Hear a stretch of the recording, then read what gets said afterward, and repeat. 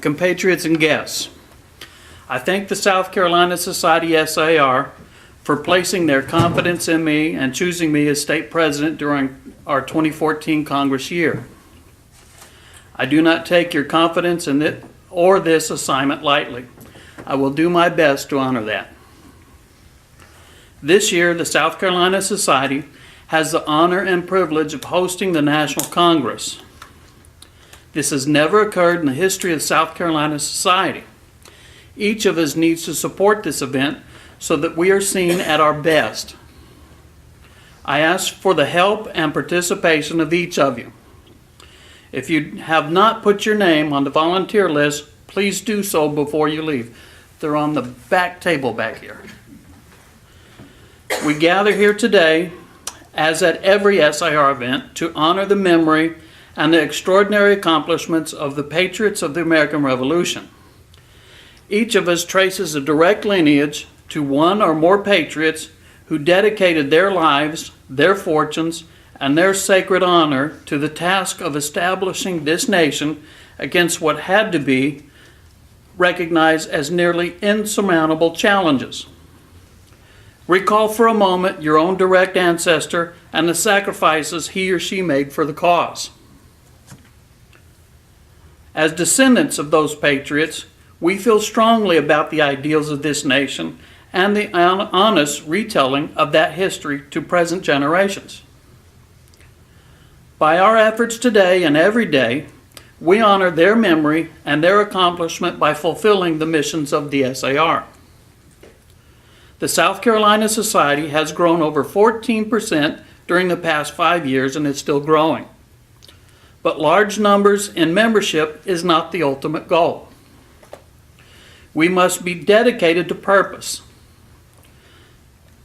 Members of our society must be known by their deeds, not rhetoric.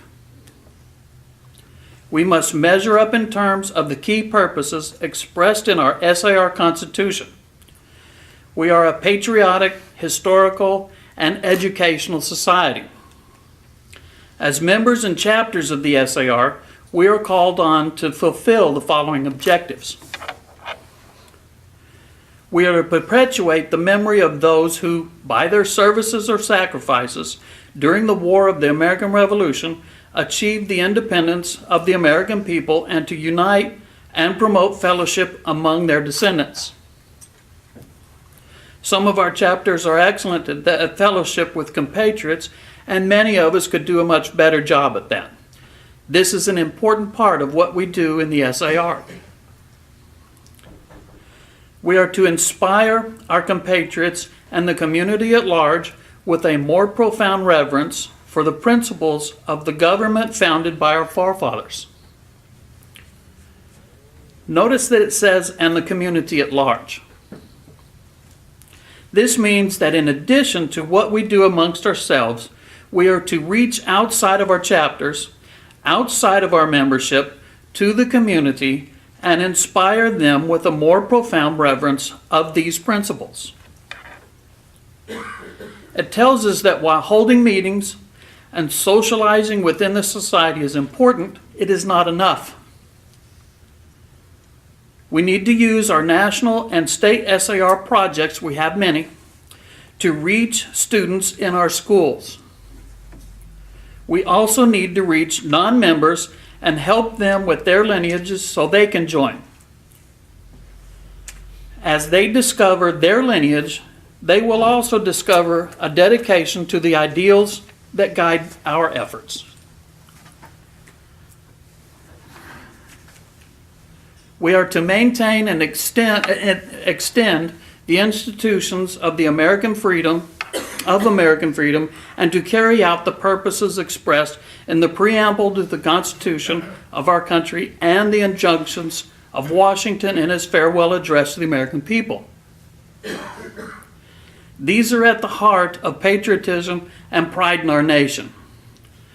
Teaching these purposes to our youth is imperative to the longevity of our American society and the integrity it still holds. We overlook these at our peril. As members of the SAR, we are asked to acquire and preserve the records of the individual services of the patriots of the Revolutionary War, as well as documents, relics, and landmarks. As members in chapters, we preserve these documents each time we submit a new member application, as well as any supplemental applications we are fortunate enough to be able to complete. Not all of us are fortunate enough to have relics from the late 18th century, so we should look to legitimate local museums and libraries and offer help where we can to preserve relics from the Revolutionary War. Where we can preserve physical relics of the Revolution, we make it more real to those who only know of history through books or droning lectures that they may not have found very exciting. But when a young boy holds a musket ball in his hand, feels the weight of it, sees the musket that fired it, and considers in his imagination the difficulties of loading one shot at a time, the poor accuracy of the musket, the pure terror faced on the battle lines, history wins. We can do that with portrayals of our ancestors in schools, national and state parks, anywhere an opportunity presents. Talk to the children. Make it real. We are to mark the scenes of the American Revolution by appropriate memorials.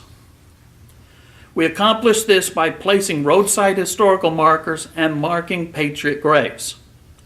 Distinctively in South Carolina, we have over 450 Revolutionary War sites and over 1,400 known patriot graves.